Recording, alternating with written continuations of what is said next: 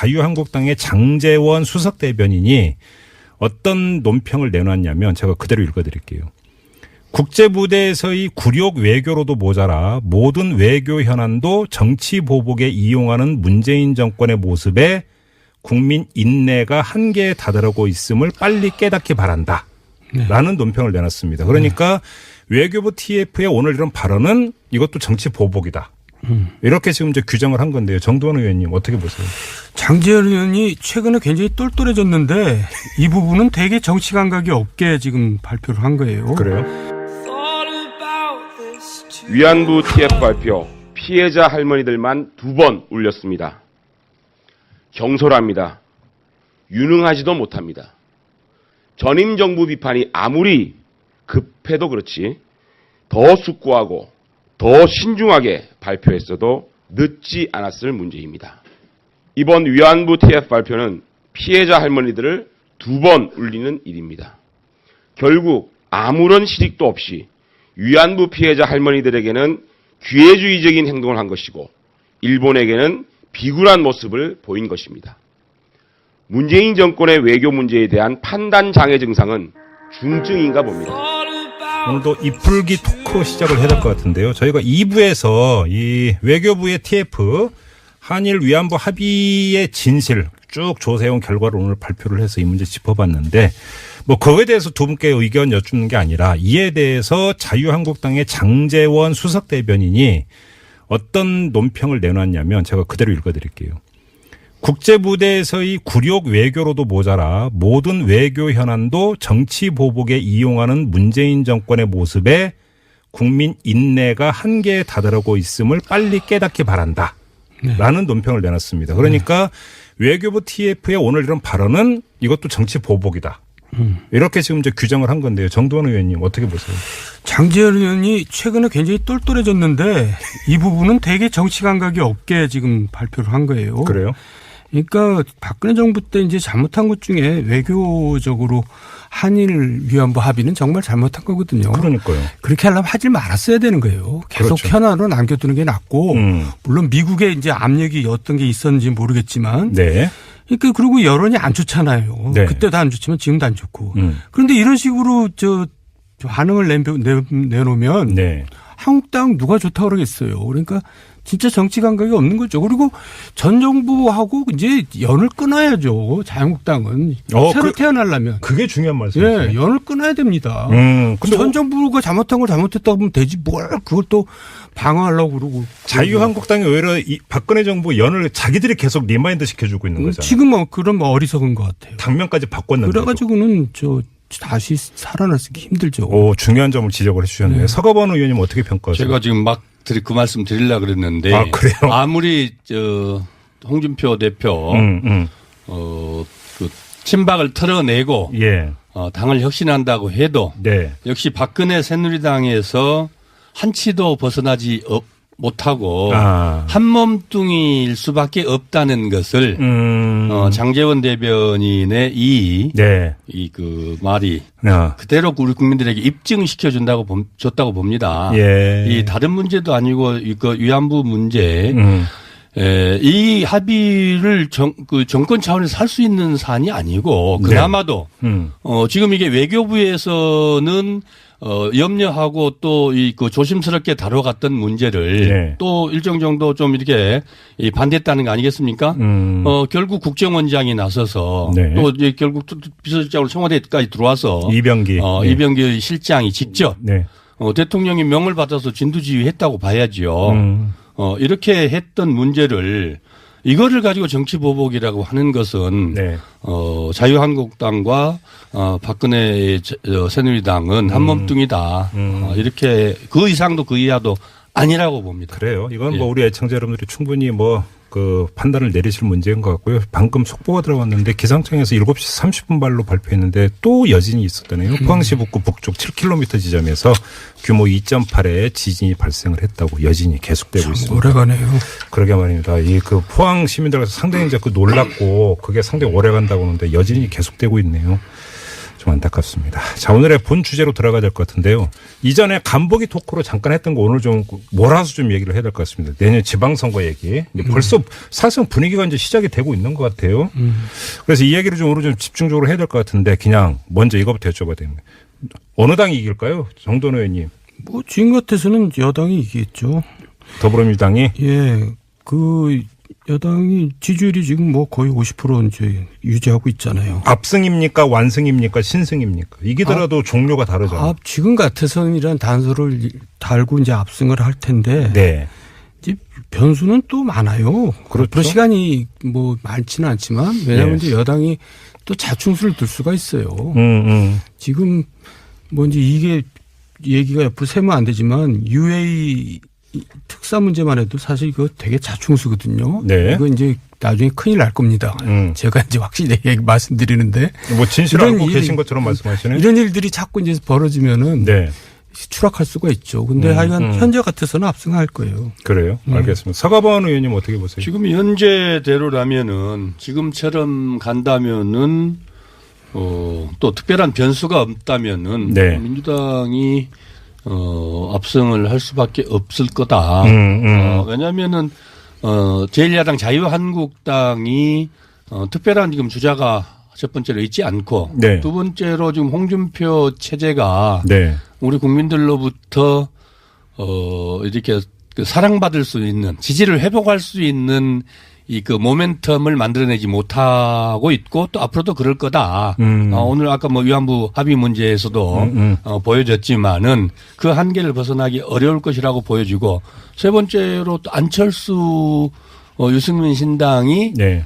자기들이 그리는 모습처럼 그렇게 술술 잘 갈까 네. 이런 의문들. 그러면 예. 정치 지형 자체도 예. 결국은 민주당에게 불리할 게 없지 않겠냐 뭐 이렇게 보여집니다. 그래요? 지금 네. 그 말씀하시니까 생각이 나는데 얼마 전에 이 홍준표 대표의 대법원 이제 그 선고 나오기 전에 이 시간에 제가 여쭤봤을 때 정돈 의원께서 뭐라고 말씀을 하셨냐면 무죄가 확정되면 그건 정부 여당한테 좋은 일이다.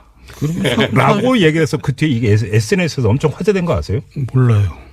아무튼 엄청 화제가 됐습니다. 네. 그러면 간판 홍준표는 오히려 지방선거에 도움이 안 된다 이렇게 보시는 겁니까? 도움이 안 되고요. 이제 네. 한계죠. 그리고 이제 여기까지고요. 정부 여당으로서는 이보다 좋을 수 없다고요. 네. 또 이제 지금 서가번 의원께서 이제 그 이유를 얘기했으니까 저도 말씀을 드리면 네. 일단 지지율이 낮고 간판이 홍준표밖에 안 되기 때문에 네. 후보들이 안 붙습니다. 누가 그걸로 가겠어. 지금부터 이제 선거를 해야 되거든요, 실제로. 오늘만 하더라도 벌써 네. 그 두 명이가 그 사이에. 네, 근데 후보가 이제 붙지를 않기 때문에 네. 그냥 억지로 그냥 뭐 떠밀려서 나가는 후보밖에 안 될 수도 있거든요. 그러니까 이제 지기가 쉽고. 네. 또 하나는 지금 이제 국민의당하고 어쨌든 바른정당하고 통합은 할 텐데. 네. 안철수, 뭐 유승민이 워낙 우파고 네. 안철수도 이제 우양우를 하고 있거든요. 네. 그러니까 다음 지방선거는 야당이 표를 갈라먹는 거예요. 자유한국당하고 통합당하고.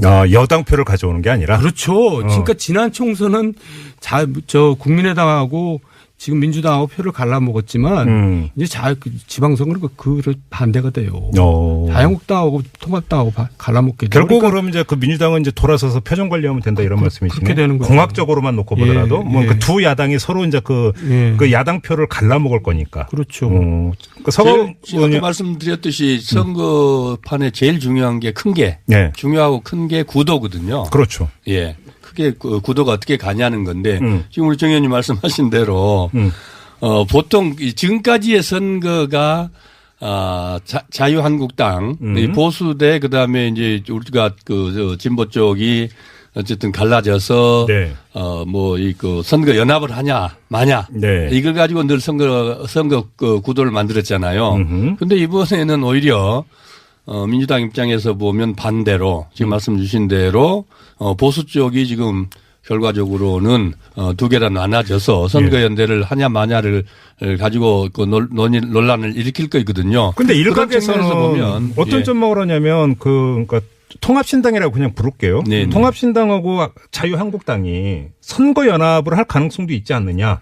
예를 들어서 그러면 뭐 경기도지사는 예를 들어서 뭐 그 저기 자유한국당이 내고 서울시장 그러면 서울시장 선거에서는 자유한국당이 후보 안 내고 이런 식으로 조정하지 않겠느냐라고는 전망이 있던데 이건 어떻게 그래서 그 전망도 네. 그러니까 지금 말씀드린 대로죠. 예. 그 전망이 이루어진다 해도 이루어지기는 설사 뭐 어렵지만은 어렵겠지만은 네. 이루어진다고 해도 민주당으로서는 예. 크게 위협적일 수는 없죠. 위협적이라고 보기에는 어렵겠죠. 왜냐하면 이제 이미 지금 그 이른바 지난 총선으로 보면 호남표를 국민당에서 거의 그 과반 이상을 가져갔잖아요. 절반 예. 이상을. 예. 그러면은 그게 뭐 비단 이 그 호남만이겠습니까? 수도권도 마찬가지죠. 그런 여러 가지 이 국면들이 네. 구도 지형들이 민주당의 유리한 국면이라고 봐야죠. 저는 자유한국당하고 통합신당하고 선거 연대를 하면은 예. 그렇게 안심할 상황은 아니라고 봐요. 정부 여당이. 민주당이 할 만한 게임이 될 거예요. 근데 선거 연합이 가능하겠어요? 어떻게 전망을? 그건 굉장히 어렵죠. 그게 어렵다. 예. 근데 아무래도 그렇게 되면 이제 수도권이 이제 포인트가 될 텐데 또 수도권이라고 예를 들어서 서울시장은 지방선거에 꽂히고 상징인데 그러면 우리는 여기서 안 내겠다. 이게 정당 입장에서 쉬운 게 아니잖아요. 내긴 내지만 이제 그냥 뭐 경력 관리하는 사람이 나오겠죠. 그러니까 별로 표가 분산 안 될 그런. 또 한 가지 이제 제가 아까 처음에 말씀드린 걸 보완해서 말씀드리면 이제 내년이 7차 지방선거가 되거든요. 네. 지금까지 모든 지방선거는 예외 없이 집권당이 패배했습니다. 네. 중간평가 성격으로. 네. 물론 이제 문재인 정부는 굉장히 지금 높은 지지율을 구가하고 있고 또 이제 이 좀 기간이 짧죠. 예. 다른 정부보다 네. 선거를 일찍 했기 때문에. 예. 근데 하여간 중간평가라는 이제 그 프레임에 걸리고 아까 말한 대로 자충수를 많이 두고 하다 보면은 상황이 급반전될 수도 있다. 이걸 이제 배제할 수가 없어요. 자, 그러면 아까도 이제 비슷한 말씀하셔서 제가 한번 여쭤볼게요. 그러니까 물론 지금 당장 내일 치러진다면 전제니까 6개월이 남아있을까 무슨 일이 벌어질지 모르는데 그럼 민주당 입장에서 악재가 될 수 있는 변수가 있다면 뭐를 예상하세요? 그러니까 지금 이제 저는 항상 주장하는 게 사람 낳고 이념 낳지 이념 낳고 사람 낳냐 그건데 너무 이제 정책이 이념 일변대로 가고 있어요. 노동 정책이나 뭐 탈원전이나 부작용이 막 생기거든요. 예. 최저임금이나 정규직이나 또 근로시간 단축이나 이런 게 지금 영세 자영업자 중소상공인들한테 굉장히 어려움을 주고 있잖아요. 그러면서 원전 때문에 기업도 어려움을 겪고 있고 사람들이 또 지금 UA 사태가 만약에 사실대로 이제 야당이 주장한 대로 드러나면 또 그것도 굉장히 여론이 나빠질 겁니다. 그러니까 이제 지금 올해 사자성어가 파사현정이라고 그랬잖아요. 맞아요. 잘못된 걸 골라내고 바른 거를 밝혀낸다는데 잘못된 걸 골라내는 데만 집중하고 바른 거를 밝혀내는 일은 별로 못했어요. 근데 지금 잠깐만 그 정도원 의원께서는 계속 UA 생각 그 건이 자꾸 그 얘기가 나오네요. 정부 여당한테 대단히 불리한 것으로 이제 전제하고 말씀하시는데 일각에서는 전혀 아니다. 180도 다른 얘기도 있는 거 아세요? 그게 아니라 보세요. 벌써 말이 5번 바뀌잖아요.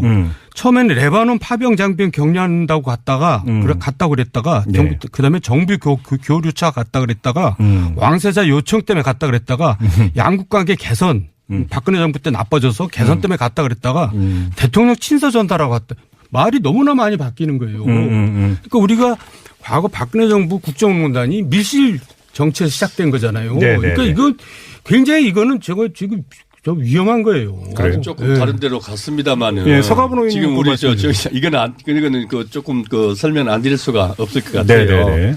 이 5번 바뀌었다 그랬는데, 물론 이거를 처음에 하나 발표할 때 공식적으로 이렇게 5개를 다 나열해서 이렇게 했다라고 했으면 좋았을 수도 있겠다 이렇지만은 통상 그래서 좀 약간의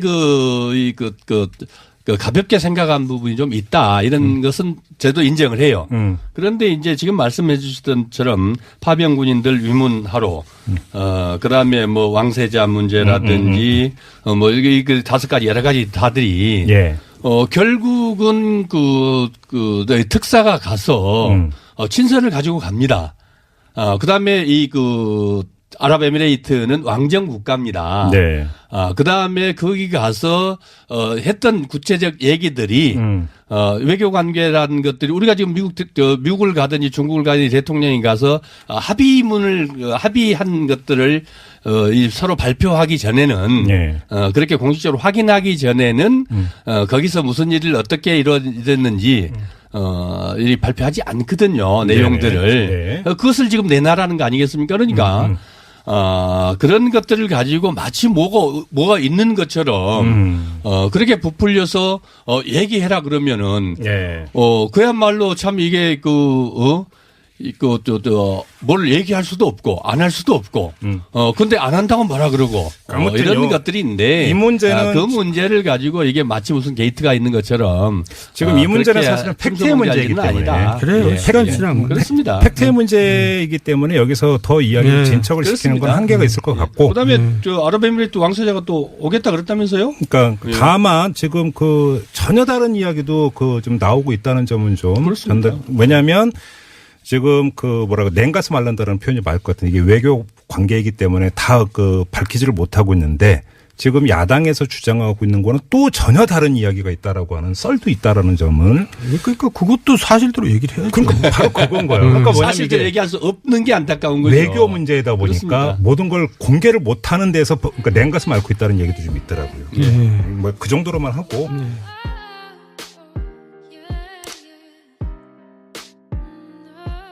도 벗어나지 못하고 한 몸뚱이일 수밖에 없다는 것을 장제원 대변인의 이 말이 그대로 우리 국민들에게 입증시켜 줬다고 봅니다. 예. 이 다른 문제도 아니고 이거 위안부 문제. 이 합의를 정권 차원에서 할 수 있는 사안이 아니고 그나마도 지금 이게 외교부에서는 염려하고 또 조심스럽게 다뤄갔던 문제를 또 일정 정도 좀 이렇게 반대했다는 거 아니겠습니까? 결국 국정원장이 나서서 또 이제 결국 비서실장으로 청와대까지 들어와서 이병기 실장이 직접 대통령이 명을 받아서 진두지휘했다고 봐야지요. 이렇게 했던 문제를 이거를 가지고 정치 보복이라고 하는 것은 자유한국당과 박근혜 새누리당은 한 몸뚱이다. 이렇게 그 이상도 그 이하도 아니라고 봅니다. 그래요. 이건 우리 애청자 여러분들이 충분히 판단을 내리실 문제인 것 같고요. 방금 속보가 들어왔는데 기상청에서 정부 때 이제 잘못한 것 중에 외교적으로 한일 위안부 합의는 정말 잘못한 거거든요. 그러니까요. 그렇게 하려면 하지 말았어야 되는 거예요. 계속 현안으로 남겨두는 게 낫고 물론 미국의 이제 압력이 어떤 게 있었는지 모르겠지만 그러니까 그리고 여론이 안 좋잖아요. 그때도 안 좋지만 지금도 안 좋고. 그런데 이런 식으로 반응을 내놓으면 한국당 누가 좋다고 그러겠어요. 그러니까 진짜 정치 감각이 없는 거죠. 그리고 전 정부하고 이제 연을 끊어야죠. 자유한국당은 새로 태어나려면. 그게 중요한 말씀이에요. 연을 끊어야 됩니다. 근데 전 정부가 잘못한 걸 잘못했다고 하면 되지 뭘 그걸 또 방어하려고 그러고. 자유한국당이 오히려 박근혜 정부 연을 자기들이 계속 리마인드 시켜주고 있는 거잖아요. 지금 그런 어리석은 것 같아요. 당면까지 바꿨는데. 그래가지고는 다시 살아나기 힘들죠. 중요한 점을 지적을 해 주셨네요. 서가번 의원님 어떻게 평가하세요? 제가 지금 그 말씀 드리려고 그랬는데. 그래요? 아무리 홍준표 대표 친박을 털어내고 당을 혁신한다고 해도 역시 박근혜 새누리당에서 자유한국당의 장제원 수석 대변인이 어떤 논평을 내놨냐면 제가 그대로 읽어드릴게요. 국제무대에서의 굴욕 외교로도 모자라 모든 외교 현안도 정치 보복에 이용하는 문재인 정권의 모습에 국민 인내가 한계에 다다르고 있음을 빨리 깨닫기 바란다. 라는 논평을 내놨습니다. 그러니까 외교부 TF의 오늘 이런 발언은 이것도 정치 보복이다. 이렇게 지금 규정을 한 건데요. 정두원 의원님 어떻게 보세요? 장제원 의원이 최근에 굉장히 똘똘해졌는데 이 부분은 되게 정치 감각이 없게 지금 발표를 한 거예요. 그래요? 위안부 TF 발표 피해자 할머니들만 2번 울렸습니다. 경솔합니다. 유능하지도 못합니다. 전임 정부 비판이 아무리 급해도 그렇지 더 숙고하고 더 신중하게 발표했어도 늦지 않았을 문제입니다. 이번 위안부 TF 발표는 피해자 할머니들을 2번 울리는 일입니다. 결국 아무런 실익도 없이 위안부 피해자 할머니들에게는 기회주의적인 행동을 한 것이고 일본에게는 비굴한 모습을 보인 것입니다. 문재인 정권의 외교 문제에 대한 판단 장애 증상은 중증인가 봅니다. 오늘도 이풀기 토크 시작을 해야 될 것 같은데요. 저희가 2부에서 이 외교부의 TF 한일 위안부 합의의 진실 쭉 조사해온 결과를 오늘 발표를 해서 이 문제 짚어봤는데 뭐 그거에 대해서 두 분께 의견 여쭙는 게 아니라 이에 대해서 자유한국당의 장제원 수석대변인이 어떤 논평을 내놨냐면 제가 그대로 읽어드릴게요. 국제무대에서의 굴욕 외교로도 모자라 모든 외교 현안도 정치 보복에 이용하는 문재인 정권의 모습에 국민 인내가 한계에 다다르고 있음을 빨리 깨닫기 바란다. 라는 논평을 내놨습니다. 그러니까 외교부 TF의 오늘 이런 발언은 이것도 정치 보복이다. 이렇게 지금 이제 규정을 한 건데요. 정도원 의원님 어떻게 보세요? 장제원 의원이 최근에 굉장히 똘똘해졌는데 이 부분은 되게 정치 감각이 없게 지금 발표를 한 거예요. 그래요? 그러니까 박근혜 정부 7시 30분 발로 발표했는데 또 여진이 있었다네요. 포항시 북구 북쪽 7km 지점에서 규모 2.8의 지진이 발생을 했다고 여진이 계속되고 있습니다. 오래가네요. 그러게 말입니다. 이 그 포항 시민들께서 상당히 이제 그 놀랐고 그게 상당히 오래간다고 하는데 여진이 계속되고 있네요. 좀 안타깝습니다. 자, 오늘의 본 주제로 들어가야 될 것 같은데요. 이전에 간보기 토크로 잠깐 했던 거 오늘 좀 몰아서 좀 얘기를 해야 될 것 같습니다. 내년 지방선거 얘기. 이제 벌써 사실상 분위기가 이제 시작이 되고 있는 것 같아요. 그래서 이 얘기를 좀 오늘 좀 집중적으로 해야 될 것 같은데 그냥 먼저 이것부터 여쭤봐야 됩니다. 어느 당이 이길까요? 정도원 의원님. 뭐 지금 같아서는 여당이 이기겠죠. 더불어민주당이? 예. 그 여당이 지지율이 지금 뭐 거의 50% 이제 유지하고 있잖아요. 압승입니까? 완승입니까? 신승입니까? 이기더라도 종류가 다르잖아요. 지금 같아서는이란 단서를 달고 이제 압승을 할 텐데. 네.